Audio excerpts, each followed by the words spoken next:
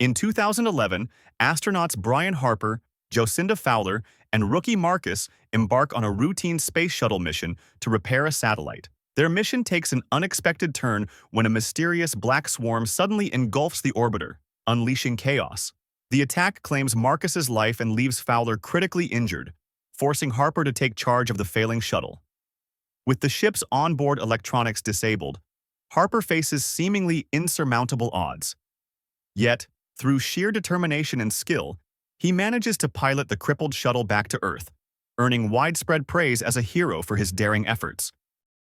Harper's account of the bizarre incident faces immediate skepticism from NASA. Despite his efforts to explain the attack, his story is dismissed as implausible. After an 18-month investigation, NASA blames the tragedy on human error, discrediting Harper's version of events.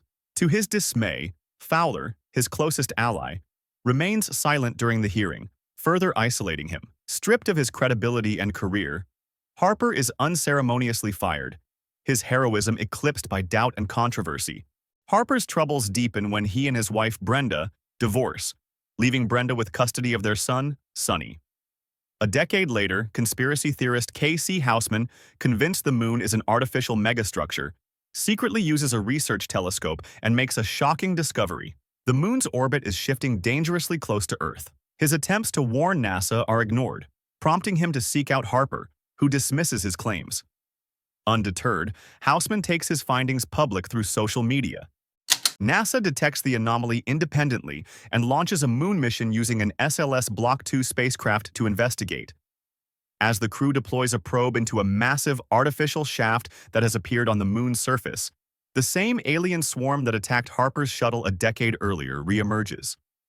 The swarm obliterates the spacecraft and kills all 3 astronauts, leaving the mission in catastrophe.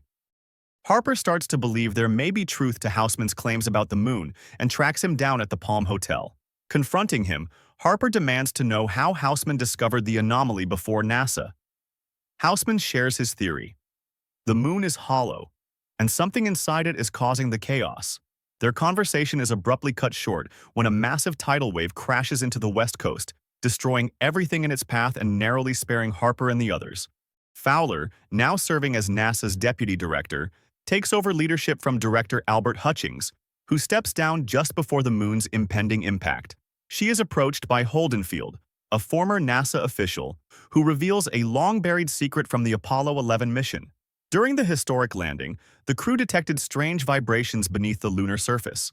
A 2-minute radio blackout was orchestrated to hide the fact that the moon echoed powerfully when the spacecraft's empty fuel tank struck it, hinting that the moon might be hollow. Digging deeper, Fowler accesses the files from Harper's hearing and discovers that he had been telling the truth all along.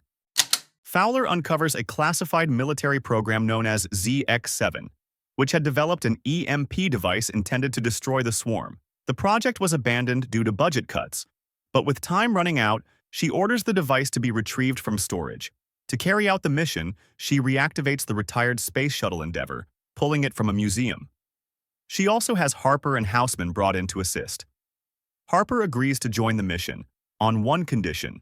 His son, Sonny, must be released from jail, where he's being held for multiple drunk driving offenses.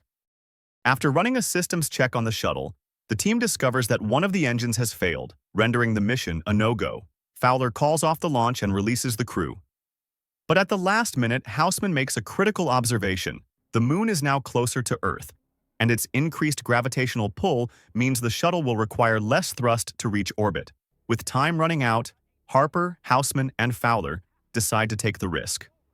They launch with the EMP device, barely escaping as a colossal tsunami engulfs Vandenberg Space Force Base.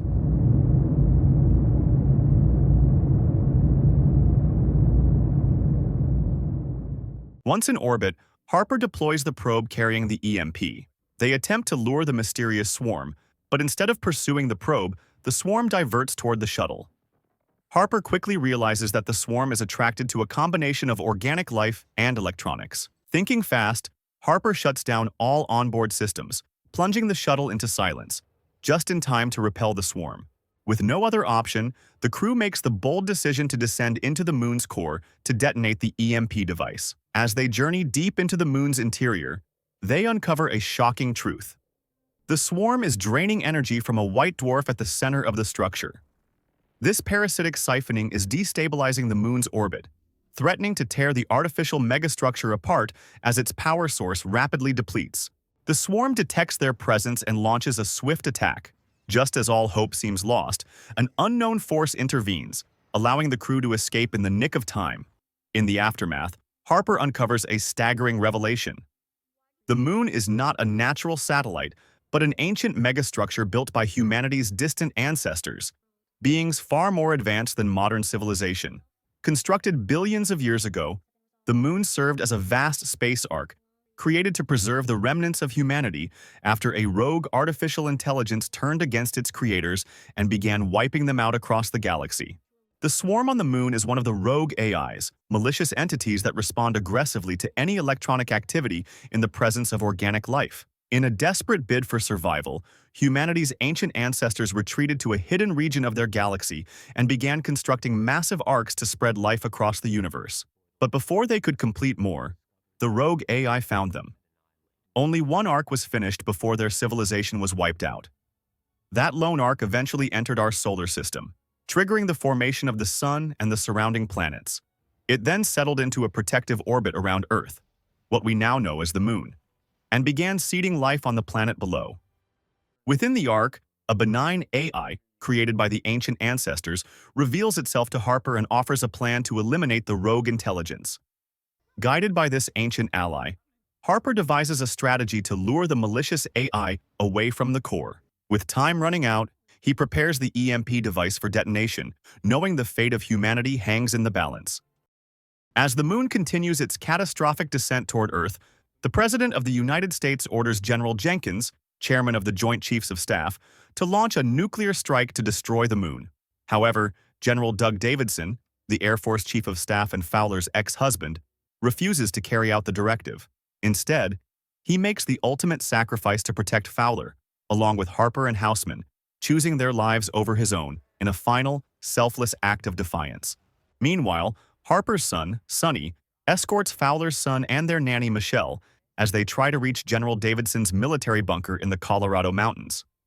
Along the way, they arrive in Aspen and reunite with Harper's ex-wife, Brenda, Sonny's mother, and her new husband, Tom Lopez. But their journey becomes increasingly perilous as the moon's growing proximity unleashes a chain of catastrophic natural disasters. As the group pushes toward the safety of the deep mountain tunnel, disaster strikes. Brenda's husband, Tom, realizes that her daughter's oxygen mask has run out of air. Without hesitation, he gives her his own, urging her not to look back and to keep going until she reaches her mother. As the child reaches into the tunnel, Tom is left behind. Moments later, he suffocates, sacrificing himself, as the moon's massive gravitational pull tears away the atmosphere during a dangerously close pass overhead. Back on the moon, the swarm relentlessly pursues Harper and the others. As they race through the moon's inner structure, its ancient defensive artillery activates, providing cover and buying them time. Once they manage to pull ahead, Harper reveals he must stay behind to manually arm the EMP bomb, urging Fowler and Houseman to leave aboard the lander. But Houseman refuses. In a quiet act of heroism, he takes the bomb and boards the module himself, determined to finish the mission in Harper's place.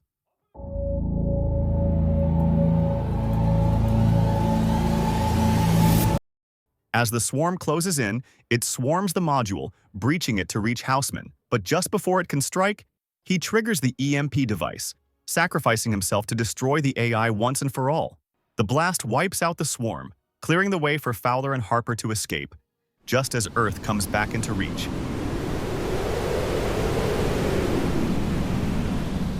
With its power and systems restored, the moon's structure begins to stabilize and return to its original orbit, finally bringing an end to the chaos and destruction.